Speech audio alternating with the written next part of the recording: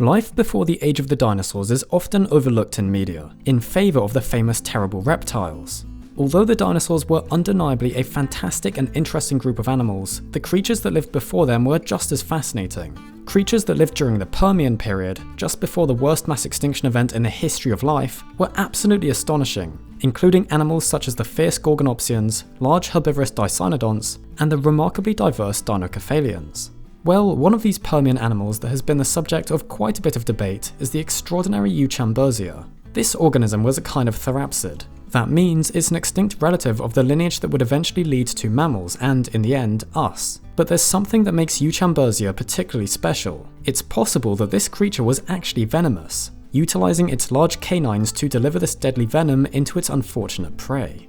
Well, during our adventure to South Africa, where Doug and I had been invited to come along and document a paleontological expedition into the Karoo semi-desert, one of our missions was to search for more remains of this amazing therapsid, hopefully helping to finally answer the question of whether this beast really was venomous.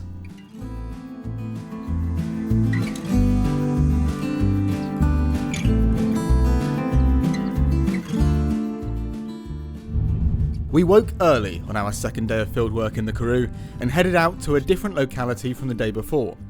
Today, our mission was no longer to look for Lystrosaurus. Instead, we were on a hunt for a very different animal. We soon arrived at our destination, a place called Washbank. It was on the land here that our search for a highly elusive fossil creature was to begin. But before we could start, we had to make sure we were wearing our high-vis vests, due to the not at all concerning fact that game hunters were operating in the area, so we had to ensure we weren't mistaken for the animals they were after. Well, to wear vests so that we didn't get shot. Unfortunately, we still got shot anyway. As we waited while more permission forms were signed, Dr. Benoit explained to us the importance of what we were looking for at this locality and provided us with a 3D printed reconstruction of one of the only known fossils of Euchambersia. After we'd finished signing forms and being briefed, we loaded up onto a safari vehicle and were taken a short distance up the road onto the farmland. There we again split into different groups, Doug and I going off to prospect along a dolerite ridge. So, what was this strange prehistoric animal we were searching for? Well, we asked Julian to explain. So Euchambersia was a carnivorous animal. It belongs to the Therapsida, a family we call the Therocephalia, which is the sister group, so the closest relative, the cousins of the branch that will eventually lead to mammals. And these Therocephalians, some of them were herbivores, some of them were carnivores. Euchambersia was one of the carnivorous Therocephalians. So the biggest skull is about that big, and the smallest one, because we have only two of them, is about that big. So that gives you an animal that is small dog size, doggish size in general. And it's interesting for us because it's apparently the only therapsid that had a venomous bite, at least the only non-mammalian therapsid, so excluding mammals. It's the only one that had a venomous bite. And the reason why we've hypothesized this, and I say we in the very broad sense, it's not coming from me specifically, we scientists have hypothesized that Euchambersia was venomous, is because it has these two holes on the sides of its snout, and these holes are connected to a network of channels that lead to the canine, and the canine itself has a slight infolding connected to a ridge that could have been for injecting venom into the prey when it was biting. If Euchambersia was venomous though, this would make it the oldest known venomous land vertebrate in the fossil record. Also, Euchambersia is extremely weird in general in its anatomy. We only know the skull, but only the skull is already very weird because it has a very broad snout, like the brain case is that thin, the snout is that big, so it has a very very big face with those big holes on the side, and also it's missing an organ that we call the pineal foramen. So it's a hole on top of the skull for the pineal eye. Long story short, all therapsids of the same age of Euchambersia have a pineal foramen, so they have that sort of eye, that sensory organ on top of their skull, Euchambersia doesn't. And finally, Euchambersia also has no teeth behind its canines. So it has incisors, it has big canines with that ridge to inject the venom, but it has no teeth after that. And same thing, it's not the only one, because later in Therapsids evolution there will be other species without molars, but Euchambersia once again is the first one. So it's very exceptional in many ways, even if you exclude just the venomous ID. However, some have argued against this venom idea for Euchambersia. So if it wasn't venomous, then what was the maxillary fossa containing? Well, one idea is that it was a highly specialized sensory organ, sort of like the pit organ in heat-sensing snakes. Others have also suggested that the fossae simply housed salivary glands, but they're not quite in the right area of the skull for this to be the case. And what would this animal be doing with such large salivary glands anyway? So the area we've come to today, unfortunately, is not the best area for finding fossils. The best area currently is being used as hunting grounds. So it's been elected that rather than get shot, we'll go to the slightly worse area where there are less fossils. Of course, the downside to that is that there are no fossils that we found yet anyway. Unlike yesterday where you just pick up a rock and there'd be a fossil every 5 minutes. So it's a little bit more difficult at the moment. But that's what paleontology is all about. Failure. Indeed, it was much more of a struggle to find anything in this area. Found anything yet? No, unfortunately not. It's not the best area for this. Oh, keep digging. I shall do. That is the job. So then why were we here? Well, only 2 specimens of Euchambersia had ever been found at the time we went on this expedition, and the holotype, or original fossil, was reportedly found somewhere in the Washbank region, although the exact location was never properly recorded. So Dr. Benoit, who has done a lot of research on the synapsid, was determined to try and find more fossils belonging to it in this area. So, and that's why we were very interested in knowing more about Euchambersia. Where does exactly it comes from? Those 2 specimens, they come from, we only have the name of the farms, but we want to know where exactly they were found, so that we can reconstruct a bit more about their ecology. Additionally, the 2 fossils that have been found of Euchambersia are both skulls lacking lower jaws, and so Julian was hoping we might be able to find a fossil including the lower jaw of one of these organisms, which would provide a great deal of important information about Euchambersia's biology. Julian had actually also shown us this second skull of Euchambersia on our first day in the country when we had been given a tour of the Wits University collections. So this one is probably one that you've heard about. It's Euchambersia. Oh yeah, yeah, of course. So that's the orbit, and that's the fossa where we think there was a venomous gland.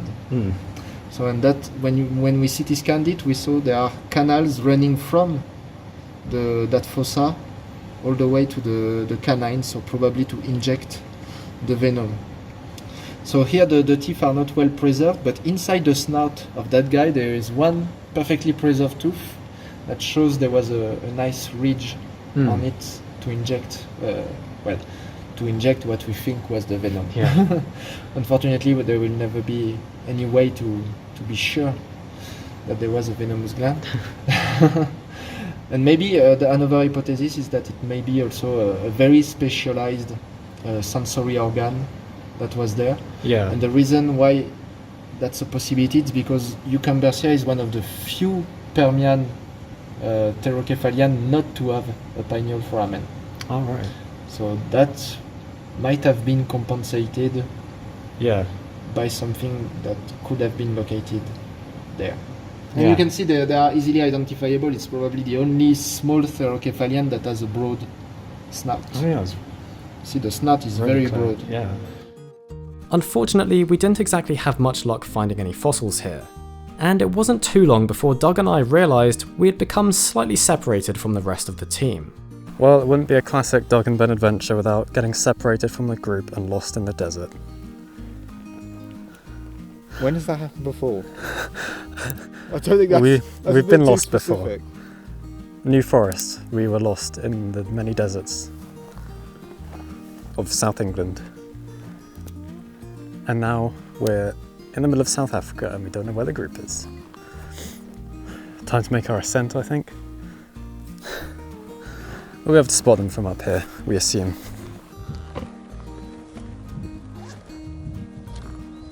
Any idea where they are? No, we are truly lost. Well, no, we're not lost. They're lost. They're lost. We're not lost. They're lost. All right? Well, we found the high ground. That's always optimal, I think. Eventually, we were able to locate our other team members. And after making some perilous crossings across vast bodies of water,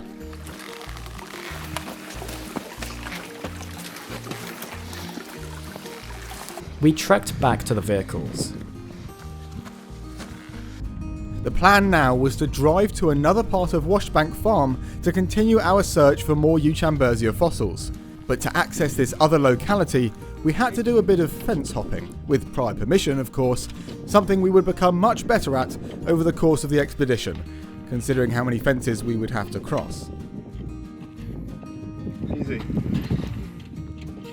The train tracks we were near were an important landmark in the search for the Euchambersia type locality too, as it had been reported that the first fossil from this animal was found not far from this train line.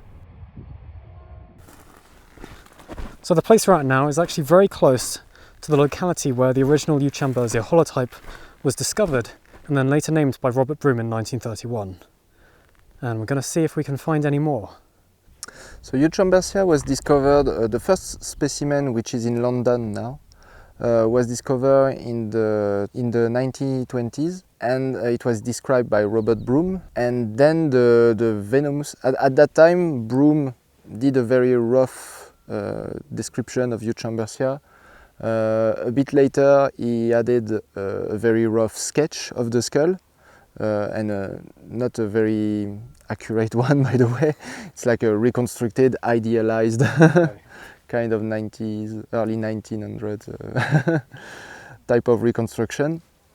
And then the story of the Venomous Euchambersia kicked in 1933. It was proposed by Baron Nopcsa. I'm not completely sure how to pronounce that.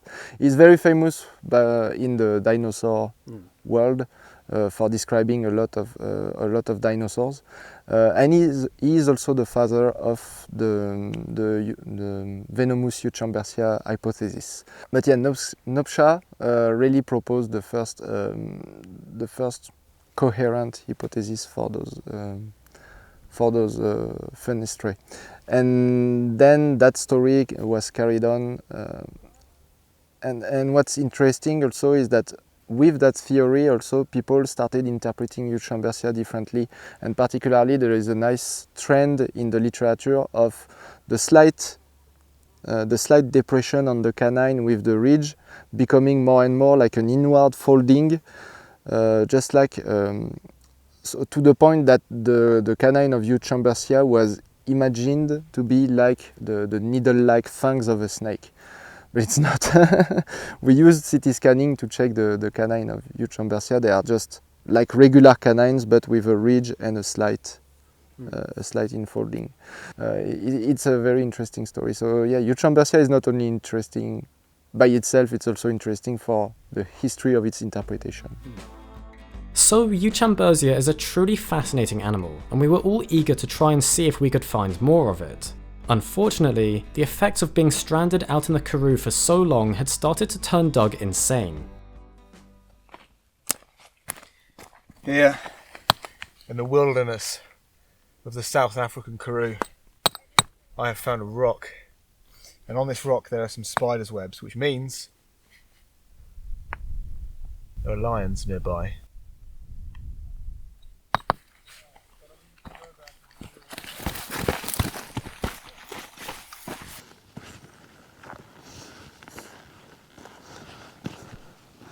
Not having too much luck today.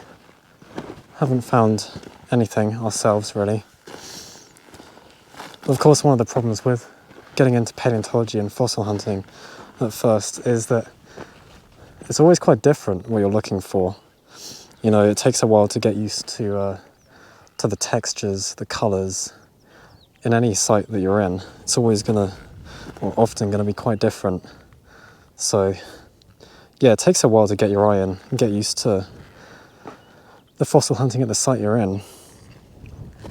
So I'm used to kind of, you know, South Coast, Jurassic Coast fossils, and looking here in the Karoo, it's all very different. Found a few yesterday, so I guess I am getting a bit of an eye for it, but still need a lot of practice, I think. We'll get there. Sadly, no one found any Euchambersia fossils, but a very nice humerus was spotted sticking out of a cliff by a couple of our team members. Although its owner couldn't be precisely determined, it's possible it came from an animal called Kistocephalus, a kind of burrowing dicynodont that lends its name to the biozone we were currently searching in, the Kistocephalus assemblage zone of the late Permian. Although we searched around the area, on the lookout for more bone fragments lower down from the cliff, we weren't able to locate any more.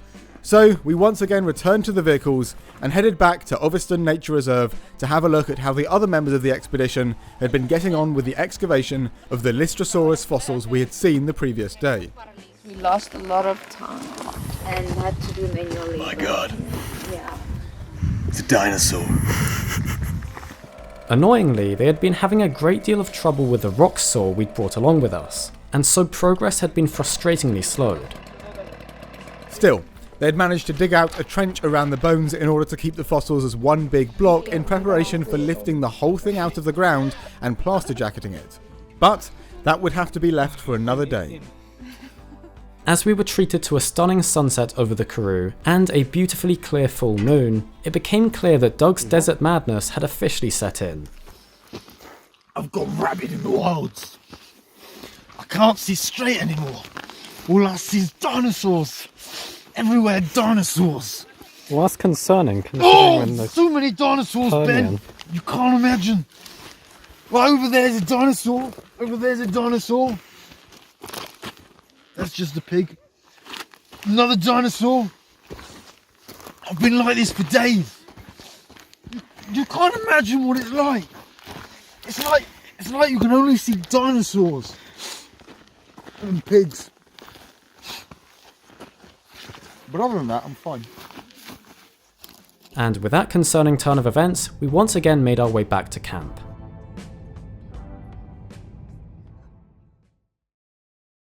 The next day marked our 6th day in South Africa, and again our mission was to try and search for Euchambersia. On our journey back to Washbank, we first stopped to admire the Harriep Dam wall which we had to cross, a remarkable feat of engineering that clearly impressed Doug. Damn. So this keeps the entire lake in, I think. I think if this dam wasn't here, there wouldn't be a lake. Oh. Look at that. That's mental. You impressed with this dam then?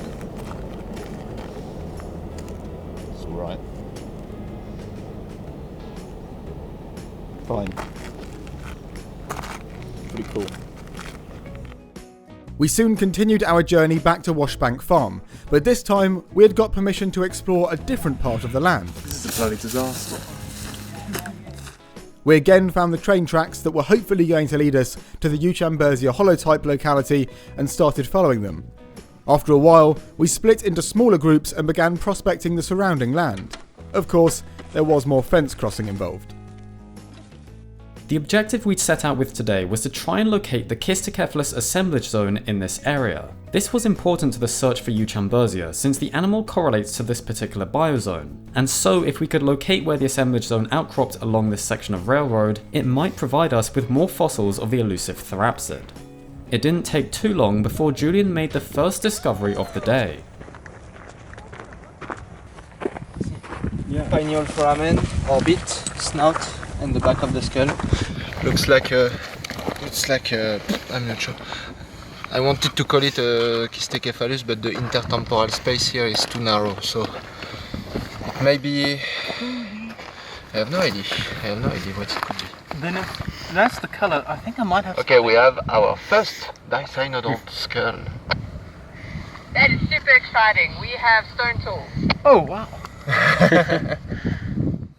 That skull was already, and if you look closely, you can see all those cracks in the skull. It means the skull was exposed to a dry environment. So it was already decaying for, it's probably a stage 2, between stage 2 and 3. So we are looking at something that was probably a couple of months under the burning sun before it got buried. And there's a fair bit of erosion, so that thing has been exposed for quite some time. So, not exactly an exceptionally well-preserved skull, but another discovery soon followed. So here we have a Dicynodont snout, so that's the top of the beak here. Here you have the tusk in section. It's a bit eroded, but you can see that rod-like thing, that's the tusk. And here there was the nostril, so the rest of the skull would be like that here. And so the reason why I'm pretty confident it's a Dicynodont is because between the top of the snout here and the caniniform process there's like a 90-degree angle, which is very typical of Dicynodont. All right. So I'm quite positive this is a Dicynodont. And there's a fair chance that this one over there is a Dicynodont. If these two guys turn out to be Dicynodont, then we are in a high Dicynodont abundance outcrop. And this is typical of the Andocyanodon assemblage zone, which is lower than where we want to be. Right. The Kistecephalus zone is on top of that, so we will have to move up again that way. Okay. Although it's not the creature we were after, Dicynodon is still a remarkable little Dicynodont. An incredibly common animal in the Permian rocks of South Africa, this small creature likely dug burrows, and thanks to their abundant fossil remains, it enabled researchers to learn a lot about their biology, including finding that there may be sexual dimorphism in the genus, with males possessing tusks while females lacked them. Not long after the Dicynodon find, expedition member Chandelier made the third discovery of the day. What if... Can this not be the lower part of the nose? And then this is the upper jaw and that's a tooth? No? Let's try to find more. Yeah, so... It turned out that this fossil likely came from some kind of Therocophalian, although the exact identity of its owner couldn't be said for certain. Unfortunately, we still weren't finding what we really wanted. So why aren't we finding anything? Well, we are finding some Dicynodon, but Julian said that means we're actually in an assemblage zone slightly earlier than what we expected, so not in the Kistecephalus assemblage zone, below it. But Dicynodon's still pretty nice. I'd be excited to find one. Not that I found anything so far today. Okay, now we're just walking over cow. Not only is Kistecephalus a very important biozone marker, but the animal itself is fascinating, with a long history of debate over its biology and mode of life. At one point it was thought that around 6 different species of Kistecephalus existed, and the ideas about their potential lifestyles ranged from being aquatic, to climbing animals, and even to digging animals. Kistecephalus' anatomy does indeed appear to make it well suited to a burrowing lifestyle, with a very flat, wedge-shaped skull and a tapering snout, coupled with incredibly robust front limbs. However, the fact that the eyes of Kistecephalus were directed forwards and therefore seemingly granted this animal excellent binocular vision had led some researchers to suggest that it was a tree-climbing Dicynodont. But this idea was later overturned when thin sections from the bones of the organism were examined, finding that the microstructure was highly compact, therefore supporting either an aquatic or burrowing life habitat, but definitely not a tree-climbing one.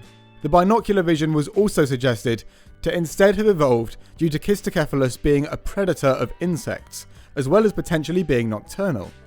But then what about the possibility that Kistecephalus was aquatic? Well, the whole suite of anatomical traits in the limbs that look remarkably similar to modern moles would seem to favour a digging habit instead. So from the evidence we currently have, it seems that Kistecephalus most likely was a burrowing animal.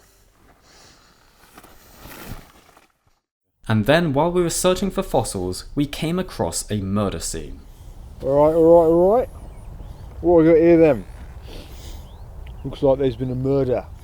It does. Some vertebrae here, I don't know what this is from. What is this? You best be careful there, lad. These bones look fresh. Could even be me. But there is more over here. Could be you could be the killer. Yeah. Yep. Something stinks about this case from the very beginning. Don't like What do you think about these ones over here? My God. There's another one. Looks like we're dealing with a serial killer. Oh, that's a nice vertebra. A serial killer Oh wow. who likes bones.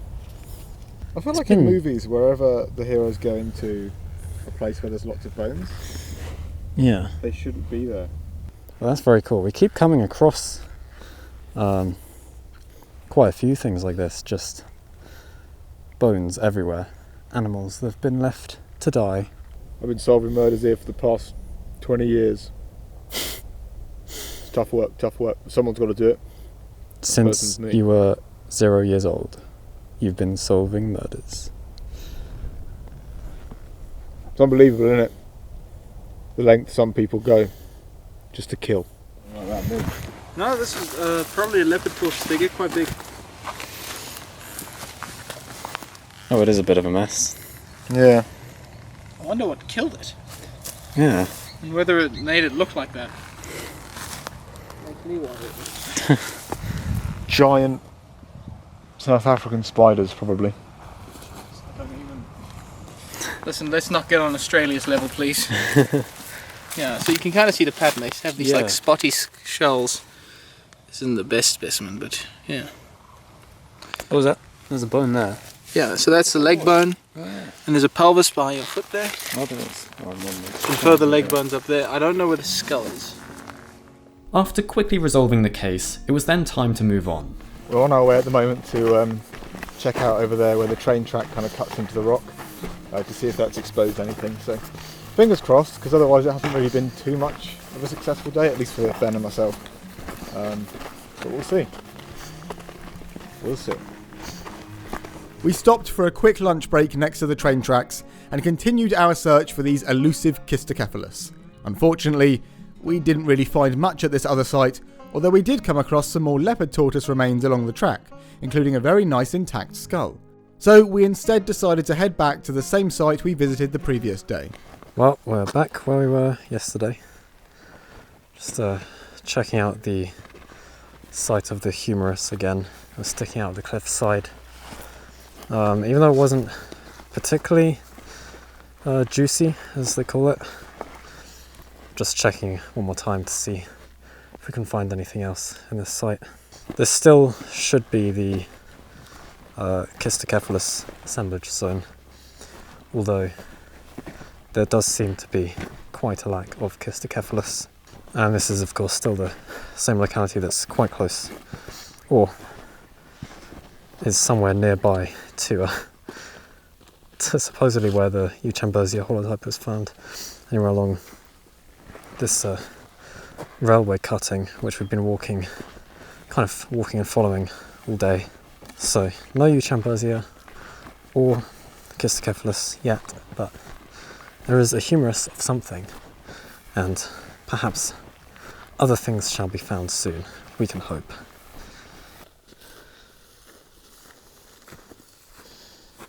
God damn, I love dinosaurs. That's a shame, because we won't find any here. We're very much in the Permian. Just gonna have a look at what they're doing to the humerus they found yesterday. There it is, they have put paranoid on. Yeah. Hey, it's looking good. Oh, Ben. Yeah. Not get going. Alright. On the wrong hill. We are on the wrong hill. But I wanted to come and see this. Anyway, let's see if we can find some more. Well, we did not find any more, sadly, but we did manage to find the rest of our group again, which is always good. My God! Give us our bloody garden back! Although we hadn't managed to find any more fossils of Euchambersia, we'd at least still been able to show where the holotype probably didn't come from. So that's something at least. But doing paleontological fieldwork is of course sometimes going to involve failure, as we were about to learn the next day in quite a dramatic fashion. Look at the way it's gone. But you'll have to wait for the next episode to hear about that. Interestingly, despite our unsuccessful attempts to find more of Euchambersia, in July of 2022 a paper was published that announced another Euchambersia species had been discovered in China of all places, naming it Euchambersia liuyudongi. This species is actually known from a skull and a mandible, so although we weren't able to find any more of this animal ourselves, at least more discoveries of this remarkable genus are still being made, even if it is on a different continent. So that was the end of our 6th day in South Africa, and what an adventure it had been. Come with us in the next episode as we travel back to the Lystrosaurus dig site in Oveston Nature Reserve to plaster jacket and extract the fossils, and join us on a roller coaster of emotions as things go horribly wrong.